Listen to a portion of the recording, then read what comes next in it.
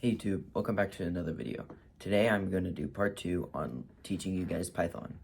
In this video, I will teach you how to set it up, install it, and write your first program. Let's talk about installing Python. So you want to go to this website, press download Python 3.10.6, which is my current version. And once you do that, you should open the installer and follow the instructions from there. From that, you're going to press Windows and R and type in CMD. Type Python to see if it's installed, and if not, it'll pop up in the Microsoft Store to install it. Let's talk about VS Code. What is Visual Studio Code? Visual Studio Code is a lightweight source code editor. The Visual Studio Code is often called VS Code. The VS Code runs on your desktop. It is available for Windows, Mac OS, and Linux. VS Code comes with many features such as code editing and extensions that allow you to edit Python source code effectively.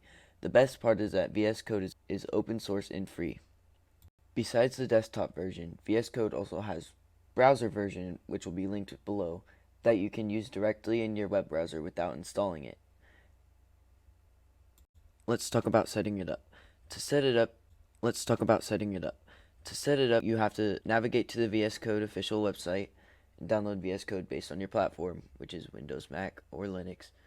Launch the setup wizard and follow the steps as it shows, and you can launch it as soon as it's done. Once you have Visual Studio Code installed and open, you want to go to the sidebar and click on extensions and search Python and click on it and install. Let's create our first program. First, create a folder called whatever you want and create a file using this plus button up here and name it helloworld.py. Every programmer's first program should be printing hello world in the terminal. And here's how you do that. It is very simple in Python. It's just print hello world. Press Control S, go down into your terminal, type Python hello world.py. And once you do that, press enter, and it prints hello world in your terminal. Let's talk a little bit about the print function. First, what is a function? When you sum two numbers, it's a function. When you multiply two numbers, that's also a function.